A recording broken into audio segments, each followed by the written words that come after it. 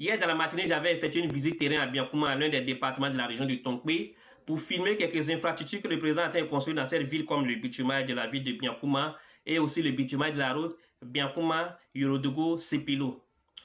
À peine j'ai posté cette publication sur la toile qu'elle a fait des dizaines de milliers de vues comme d'habitude, des milliers de commentaires.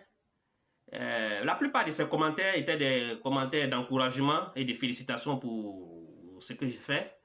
Mais parmi ces commentaires, comme d'habitude aussi, il y a certains cochons qui sont venus dire certaines choses vraiment bêtes parmi les commentaires intelligents. Comme par exemple, c'est l'argent du contribuable. Donc c'est normal que le président réalise ses infrastructures. On n'a pas besoin de le remercier pour ça. Il y a un autre aussi qui a dit que c'est parce que tu manges au restaurant que tu fais tout ça là. Je vais répondre à ces personnes qui ont l'habitude de dire ce genre de choses. Parce que ce n'est pas la première fois que je vois ce genre de commentaires. La dernière fois, j'étais allé à Guiglo, j'ai vu ce genre de commentaires. J'étais allé aussi à Danané, j'ai vu ce genre de commentaires. Chaque fois que je m'avais fait une visite, il y a des gens qui écrivent ça en bas. C'est l'argent du contribuable. Je vais vous poser cette question. Allez méditer sur vous à la maison. J'ai dit, avant que le président Ouattara ne vienne au pouvoir, là, il n'y avait pas de service des impôts en Côte d'Ivoire ici. Ou bien les gens qui travaillent aux impôts là, eux tous ils avaient voyagé, ils n'étaient pas là. Donc il n'y avait pas de service d'assiette, il n'y avait pas la direction générale des impôts, ni la douane, rien en Côte d'Ivoire ici. Souvent je me demande si votre cerveau là ça fonctionne bien. Hein? La route, Biancouma, Yorodougou-Sepilo, est-ce que vous savez combien de personnes ont perdu la vie là? Est-ce que vous savez? C'est pas vous-même qui avez l'habitude de vous promener à l'ouest ici avec vos portables ou bien vos caméras pour filmer partout où route est gâtée et autres. Partout. Pour dire que le président ne fait rien pour nous ici à l'ouest. C'est pas vous qui avez l'habitude de faire ça. Maintenant que la donne est en train de changer, quand ça va filmer les travaux qui sont en cours, qu'on balance sur la toile, ça devient un problème. Et ne savez même pas comment vous réfléchissez. Quand c'est pas fait, vous vous plaignez. Quand c'est fait, vous dites que c'est normal. Puisque c'est normal, les gens qui vous supportez là, et tous ils ont dirigé ce pays, pourquoi ils n'ont pas fait ça? Ou bien c'est aujourd'hui, la ville de Biancouma existe. Ou bien c'est aujourd'hui, la route Biancouma-Yorodougou jusqu'à Sepilo existe. Décidément, il y a des gens qui ont des réflexions de cabri dans ce pays. Hein? Et vous qui avez l'habitude de dire que je mange au restaurant, j'ai dit, aujourd'hui, c'est un pardon, je vous demande. Si vous connaissez le numéro de un des grands qui sont en haut là, si vous connaissez le numéro de 1, j'ai dit un seulement, s'il vous plaît, donnez-moi ça, inbox, s'il vous plaît. Pardonnez, c'est un pardon, je vous demande. Moi-même, je cherche à les rencontrer. Les gens qui sont en haut là-bas, je cherche à les rencontrer. Depuis longtemps, je viens sur la toile ici pour leur demander, ils n'ont qu'à acheter une moto pour moi, pour aller sur les terrains. Ils ne me calculent pas. Hier, je suis parti à Biancouma, ça y est, mon propre argent, mon petit jeton de gouvernement. Ça y est, ça, je suis parti. Quand je suis allé à Guiglo, c'est la même chose. Quand je suis allé à Danané, c'est la même chose. C'est moi, je paye mon transport, c'est moi qui paye ma chambre d'hôtel, c'est moi-même. Ah, ils ne font pas attention à moi. Donc, si vous connaissez un dedans là, hein, les grands qui sont autour du président Ouattara, si vous connaissez un dedans là, si vous avez son numéro, s'il vous plaît, hein, donnez-moi son numéro. Vous avez compris? Là, il va l'appeler. Peut-être, quand je vais lui expliquer la situation, peut-être, il va avoir pitié de moi. Il va acheter une petite moto pour moi, pour me permettre d'aller sur le terrain. Sinon, je suis venu pleurer ici, il ne me calcule pas. Ah ah, si vous pensez qu'il mange en haut là, c'est lui qui mange en haut là. Quand vous voyez son jangolé, vous savez. Il ne me calcule pas. Si c'est ce que vous avez derrière la tête, c'est que vous ne savez pas ce que vous dites. N'importe quoi. Et vous ne savez pas comment vous réfléchissez dans ce pays même. Votre rêve même, c'est quoi? Votre rêve, c'est quoi au juste? Quelqu'un qui va développer le pays? Ou bien quelqu'un qui va venir partager l'argent? Ou bien quelqu'un qui va venir... Je ne sais même pas ce que vous voulez au juste. On élit un président pour qui il travaille. On a quelqu'un qui développe le pays. Quand on en parle, on nous insulte, on nous menace. Je ne sais même pas même vous êtes quel genre d'être humain même. Je me demande même si les cabris ne réfléchissent pas mieux que vous. Hein? Salut chers abonnés. Je suis à la sortie de Mans, précisément à Zélé. On y va ce matin pour une nouvelle visite terrain. Vous savez où on va? Suspense. Suivez seulement le guide. Bienvenue dans la belle ville de Djokwe. Mais la visite terrain, ce n'est pas ici. C'est encore devant. Suivez le guide. Je suis à l'espace Félix Houphouët-Boigny de Guiglo. Bienvenue dans la capitale du cavalier. Notre visite terrain d'aujourd'hui se passera ici. Suivez le guide. La première raison pour laquelle je suis venu à Guiglo, la voilà. Dame Ouloto offre 2 ambulances aux populations de Guiglo.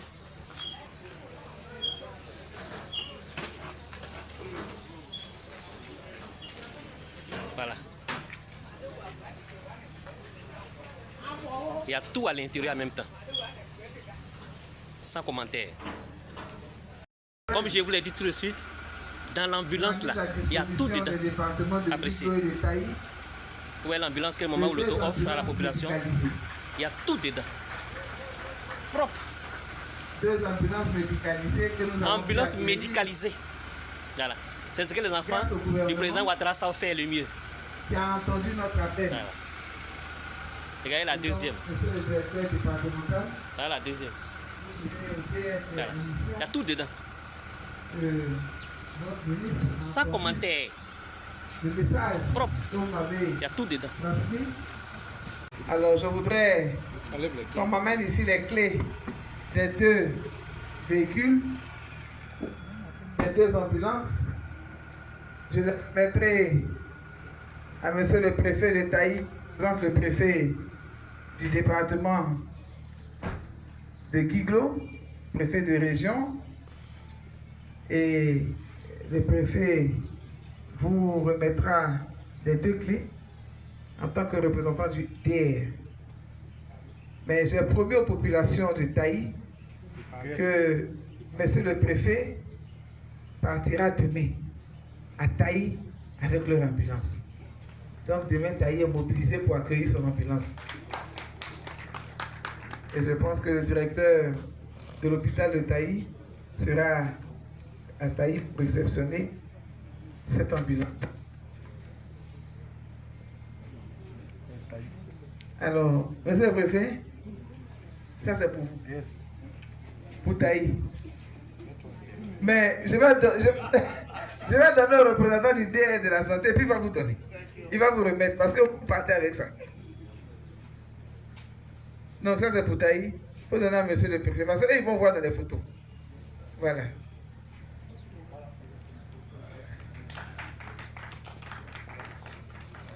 Alors la deuxième, ça c'est pour Guiglo.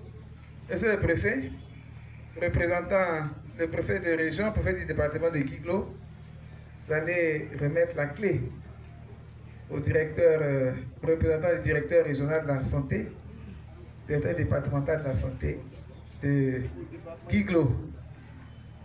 Voilà.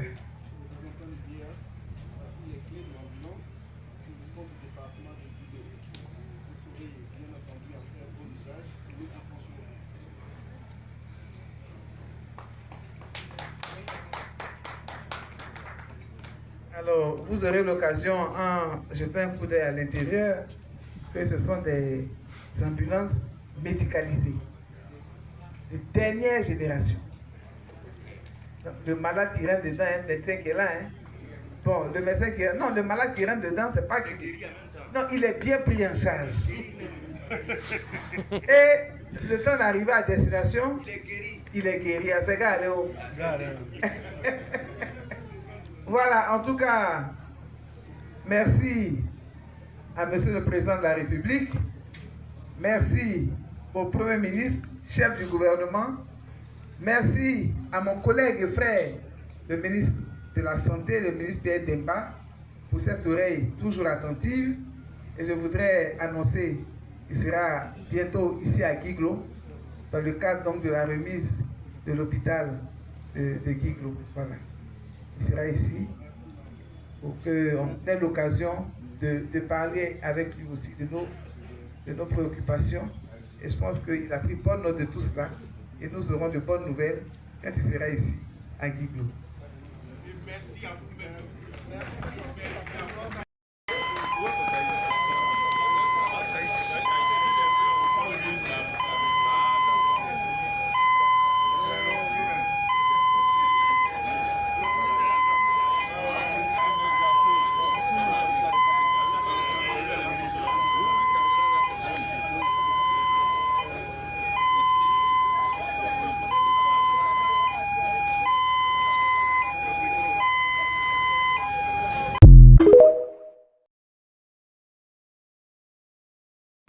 Bonjour chers abonnés, je suis à la sortie de la ville de Mans, précisément à 38 km de Biakouma.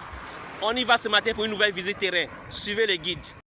La visite terrain d'aujourd'hui, c'est à Biakouma, l'un des départements du Tongpi. Suivez le guide.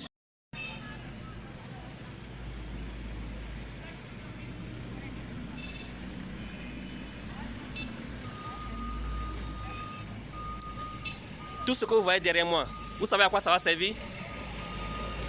Restez scotchés, vous comprendrez tout à l'heure. Derrière moi, ça c'est la voie qui mène à la mairie. De l'autre côté, c'est la voie qui mène au marché. De l'autre côté, c'est la voie qui conduit directement dans le quartier, c'est-à-dire où il y a les habitations. Et de l'autre côté, c'est la voie qui mène à la préfecture. Vous savez pourquoi toutes ces voies ont été élargies? Dans très peu de temps, la ville de Biakouma, l'un des départements du Tongpi, va bénéficier de quelques kilomètres de bitume. Je veux du concret. Peut-être vous avez pensé qu'ils ont juste nettoyé les voies comme ça. Allons, je vais vous monter les machines. Vous allez voir ça de vos propres yeux. Comme vous le voyez en arrière-plan, Biakouma est en train de faire sa toilette. D'ici quelques mois, vous n'allez plus reconnaître ces ruelles-là. Elles seront toutes bitumées. C'est la signature du Prado. Les images valent mieux que les paroles. Appréciez vous-même. Le monsieur qui déteste l'Ouest là, le monsieur qui n'aime pas l'Ouest là, le monsieur qui a oublié l'Ouest là, c'est lui qui est en train de faire ça. Sans commentaire. Suivez le guide. Tout de suite, je vous ai dit, j'allais vous expliquer à quoi servira ce que vous voyez derrière moi, non? Ok. Suivez-moi, je vais vous expliquer à quoi ça va servir. Ok. C'est pour faire des caniveaux dans la ville de Biakouma. Voilà un exemple que vous voyez là-bas. Voilà, ce que vous voyez là-bas. Ce genre de caniveaux là, ils vont faire ça partout dans la ville. Ce genre d'ouvrage là va servir à évacuer les eaux.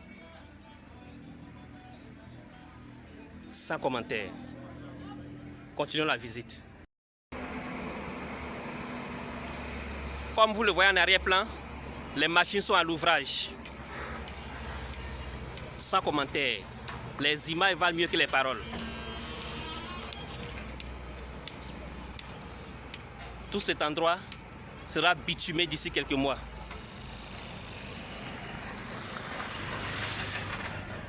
Voilà. Là-bas aussi. Tout ça sera bitumé bientôt.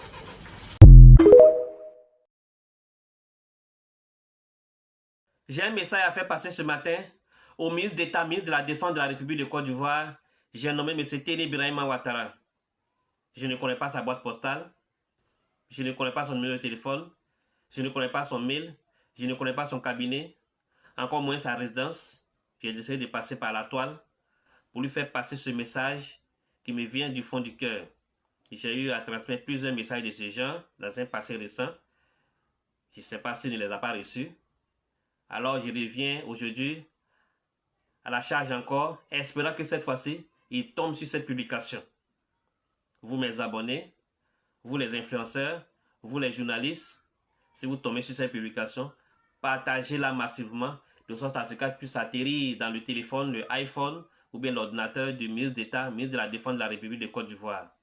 Vous qui le connaissez, vous qui l'écoutez au quotidien, vous qui avez son contact, si vous tombez sur cette publication, téléchargez-la et allez la lui montrer, car j'ai quelque chose de très important à lui dire. J'aimerais déjà, papa, vous dire merci pour le boulot que vous abattez à la tête de votre ministère. Vous êtes là, à la place qu'il faut, et je vous en félicite. J'aimerais ce matin vous demander une seule chose.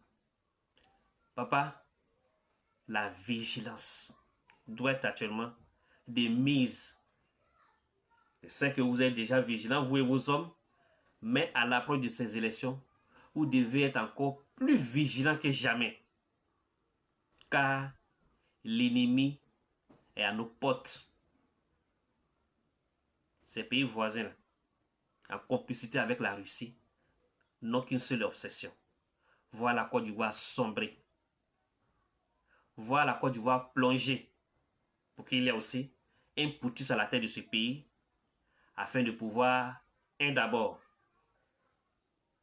bénéficier de notre port, puisqu'ils n'ont pas d'accès à la mer, et que le port d'Abidjan est leur port naturel. Donc ils savent que s'il y a un putschiste ici, ils auront la facilité de bénéficier de nos ports, peut-être à un coût très réduit. Et deux, ils auront facilement accès à toutes les informations qu'ils veulent sur la Côte d'Ivoire. 3. Ils auront aussi l'électricité, peut-être gratuite, ou bien à moindre coût. Parce que vous savez que ces gens-là ont un problème d'électricité.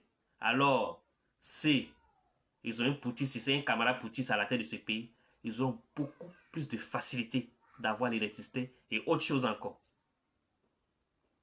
Voilà pourquoi ils font tout ce qui est humainement possible pour positionner un putschiste à la tête de ce pays. Quant à collaborer même avec le diable, ils sont prêts à le faire. Et vous savez très bien que ces différents plans qui manigancent là, ils ont des complicités internes. Même les opposants. Ça, ce n'est plus caché. Ils collaborent avec eux. Et ces opposants sont prêts à leur donner tous les petits détails. Puisque certains d'entre eux sont passés aussi dans un passé récent au palais. Donc ils connaissent tous les petits coins sensibles. Monsieur le ministre, s'il vous plaît, soyez encore plus vigilants, vous et vos hommes. Ceux qui sont aux frontières surtout, dites-leur d'être encore plus vigilants. De ne pas laisser n'importe qui rentrer dans ce pays. Parce que ces gens-là, ils rentrent en Côte d'Ivoire ici tous les jours. Soit par la frontière, soit par les eaux, soit par des voies contournées. Quand moi j'étais au nord, souvent quand tu es à Tengrila, tu vois les gens, ils disent Mali, Mali, Mali, à moto. Et ils vont nuitamment. Tous les soirs, les motos vont au Mali. Et aussi les soirs aussi, ils rentrent. Tu vas pas me dire que c'est par la frontière, ils passent en brousse. Ils ont des voies contournées. Donc parmi ces gens qui rentrent tout le temps là, il peut y avoir des gens qui viennent pour de mauvaises intentions ici. La preuve, Alino Faso a été arrêté ici.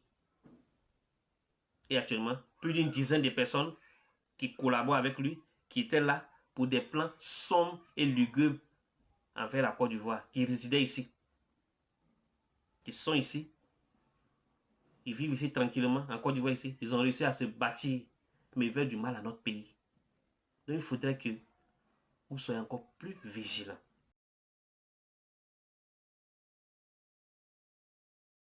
Vous voyez en arrière-plan, c'est la route qui mène à Sipilou.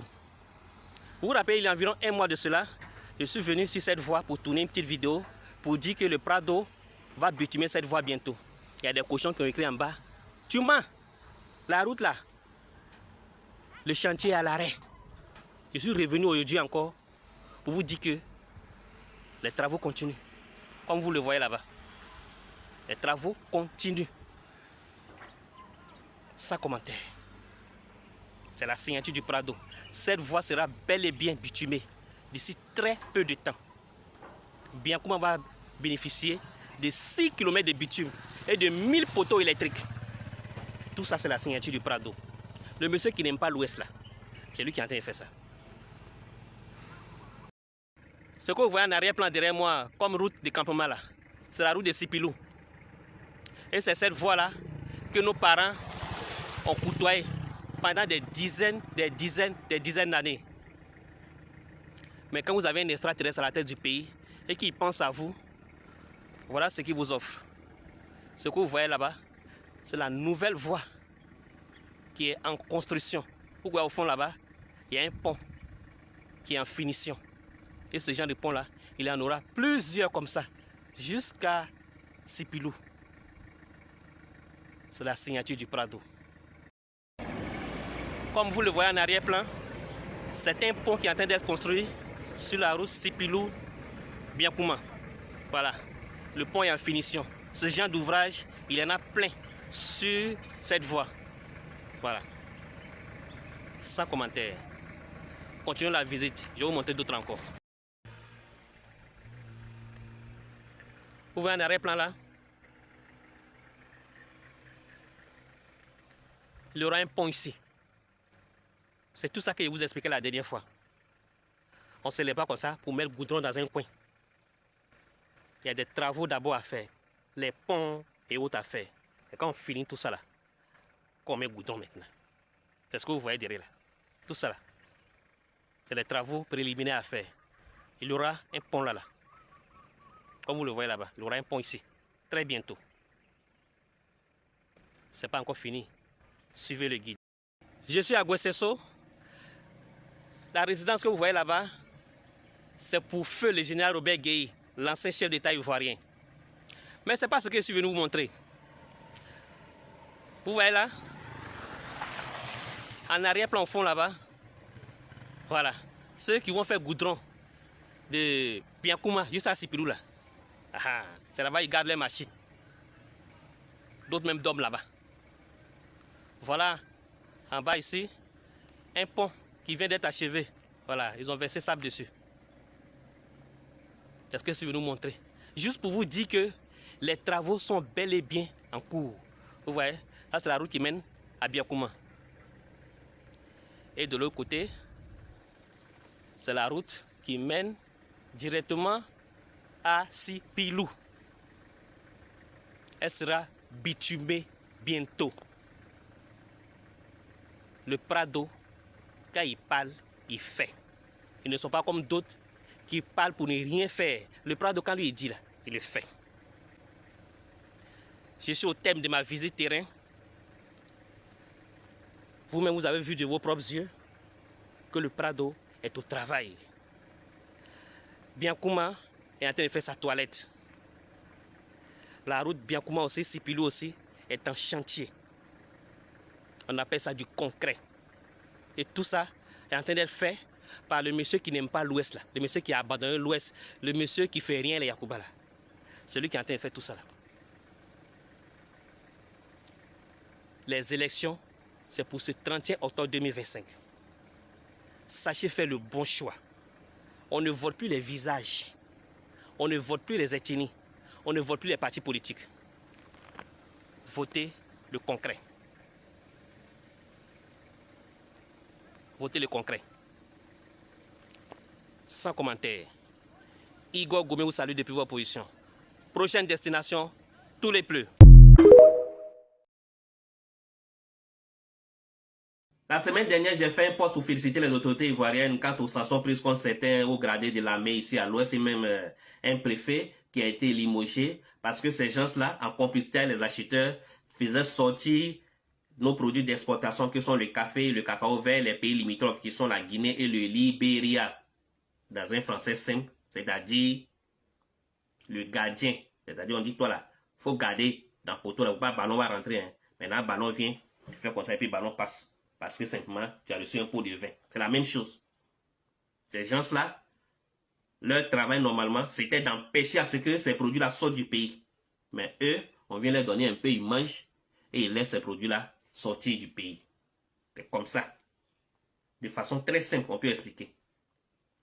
J'ai profité de ce poste-là pour lancer un appel aux autorités ivoiriennes afin qu'elles puissent encore plus fouiller. Parce que la plaie est très béante, le mal est profond. Il y a des milliers de personnes qui s'adonnent à ce trafic-là. Ce qu'ils ont fait, c'est un coup d'épée dans l'eau. Il y a beaucoup de personnes qui vivent de ce trafic-là. Donc il faudrait que l'État essaie de fouiller encore. Il y a beaucoup de personnes que vous allez arrêter dans ça. À peine j'ai posté cette publication, qu'elle a fait près de 200 000 vues. La publication est encore là. Près de 6 000 commentaires. Dans les commentaires, la plupart c'était des félicitations parce que auparavant, quelques mois en arrière, j'avais fait plusieurs posts comme ça pour dénoncer ce phénomène-là. Et Dieu se sait, les appels que j'ai reçus de certains qui m'ont menacé parce qu'ils savaient que j'étais en train de verser sable dans leur attiqué. Mais moi, je suis un patriote. Les menaces, ça me glisse sur le corps. Voilà. Donc, beaucoup m'ont écrit comme ça pour me féliciter. Mais dans les commentaires, il y a quelques personnes qui ont dit cette chose. Si l'État veut que le cacao ne sorte plus du pays, ils n'ont qu'à équilibrer les prix, c'est-à-dire les prix qui sont appliqués dans les pays limitrophes là. Il faudrait que ces mêmes prix soient octroyés aux paysans ici. Vous verrez que le cacao a pu sortir. Ceux qui disent ça, ils ont certainement des raisons. Aujourd'hui, je suis là pour leur expliquer. Les raisons qu'ils ont, c'est qu'ils sont ignorants. C'est leur seul problème qui est là. Ils sont soit ignorants, soit passionnés, soit bêtes. Parce que quelqu'un qui est ignorant, il ne sait pas. Donc, on pourrait qu'on appelle même, bon, lui dire, bon, lui expliquer pourquoi, lui expliquer. Mais quelqu'un qui sait, mais malgré tout ça, il persiste dans ses bêtises, ce type-là, on dit qu'il est bête. Parce qu'il y a des gens qui savent pourquoi souvent les prix là-bas sont élevés qu'ici. Il y a des gens qui savent ça.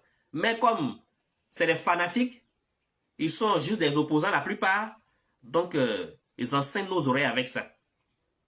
Donc pour vous, qui vous demandez certainement, pourquoi est-ce que souvent les prix des produits d'exportation sont souvent élevés dans certains pays limitrophes par rapport à ici? Prenez votre tabouret, asseyez-vous. Je vais vous expliquer ça dans un français très simple. Voyez-vous, il y a plusieurs systèmes de vente. Il y a ce qu'on appelle la vente libérale. Et c'est ce que la Côte d'Ivoire appliquait avant. Au temps d'Oufoué, au temps de Bédié, au temps de Gbagbo, on appliquait ce qu'on appelle la vente libérale. C'est-à-dire, quand sur le marché mondial, on dit le prix du cacao est à 1000 francs, la Côte d'Ivoire applique 60% du prix CAF, c'est-à-dire 600 francs qu'elle donne aux paysans. C'est ce qui était appliqué dans le passé. Mais le prix sur le marché mondial n'est pas stable. Il y a souvent des fluctuations au niveau du marché mondial. On peut dire aussi que le prix est à 1000 francs. 2-3 jours après, à moins de 72 heures, ou bien même à moins de 24 heures, le prix peut changer. Parce que le prix n'est pas stable.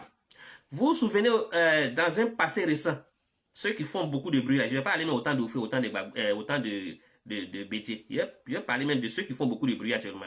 Autant de Gbagbo.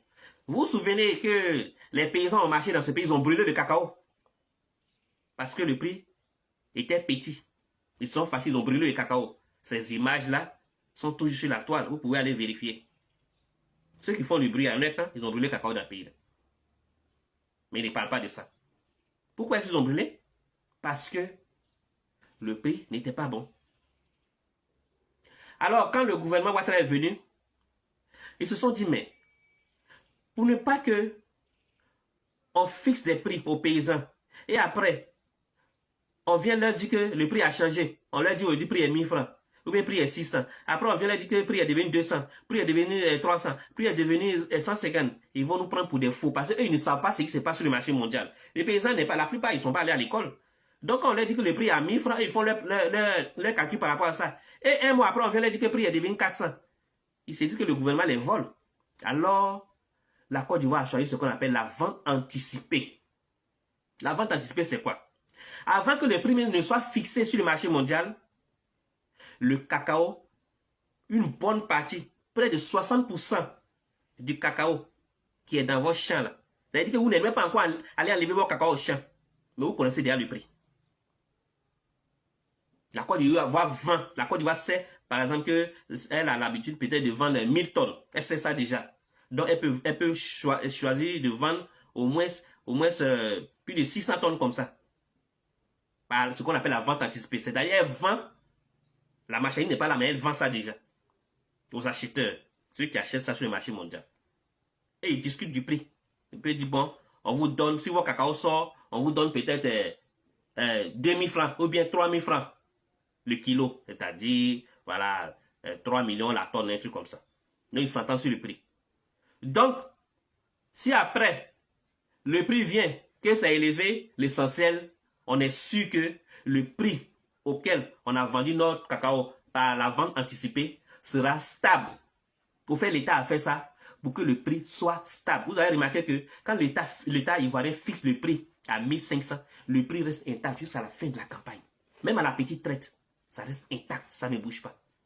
Parce que votre cacao a déjà été vendu en avance. Voilà un peu ce que vous devez comprendre. Ces pays qui sont autour de nous, eux ont choisi la vente libérale.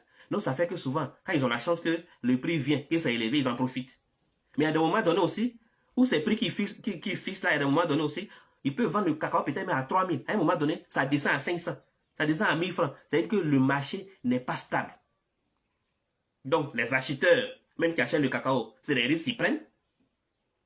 Parce qu'ils peuvent acheter le cacao tout de suite à 1 000 francs. En gros. Et quelques heures après, on vient leur dire que c'est devenu 600. Ils perdent. Donc, l'État fait ça, 1 d'abord, pour les paysans. 2, pour les acheteurs. 3, pour lui-même. Pour que le prix soit stable. Donc, le paysan sait que le prix du cacao est à 1800. Donc, son cacao qui est au champ. Il sait que si une tonne vient un jour, ça fait 1 million.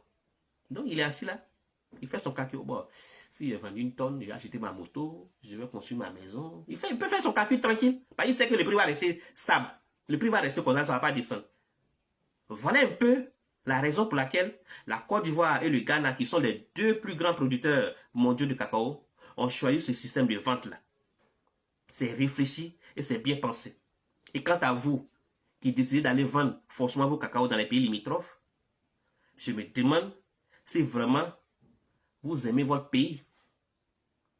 Je me demande. Souvent, quand je fais des posts sur l'Ouest ici, les ressortissants des Dananais ont l'habitude de parler toujours de la voix des Daleux. Dites-moi ce grain de cacao qui quitte dans la sous-préfecture des Daleux, qui va au port d'Abidjan, au port de San Pedro surtout. Tout votre cacao, toutes vos provisions vont au Libéria, en Guinée et autres, dans les pays limitrophes. Maintenant, l'État n'est qu'à lever l'ailleurs pour rien votre route. Dites-moi. Dites-moi. C'est ce que l'État vend là. Hein? Ristourne que l'État prend là. C'est ça qui permet à l'État de payer les fonctionnaires, d'arranger les routes, de construire les hôpitaux, tout. Maintenant, vous préférez prendre vos provisions pour aller vendre dans les pays limitrophes. Et après, vous venez voir ça, notre route est éclatée, l'État fait rien pour nous. Vous réfléchissez comment? L'État n'est qu'à aller voler l'argent pour venir arranger vos routes. Hein? Et vous qui dites que non, l'État nous vole. Le président Ouattara, avant de venir au pouvoir, là, vous pensez que c'était un vendeur de Samayakro? Vous pensez que c'était un grouilleur? Il avait des milliards sur son compte. Donc, ce n'est pas vos miettes là qui va voler. À des moments donnés là, réfléchissez avant de parler. Je n'ai pas dit à l'État de ne pas arranger vos routes ou bien de ne pas construire les infrastructures ici à l'Ouest. Hein. Il le fait déjà bien. Mais, aidez l'État à vous aider. Votre cacao, vos cafés là, allez vendre ça au port de San Pedro pour aider l'État à vous aider. Bonne journée à tous.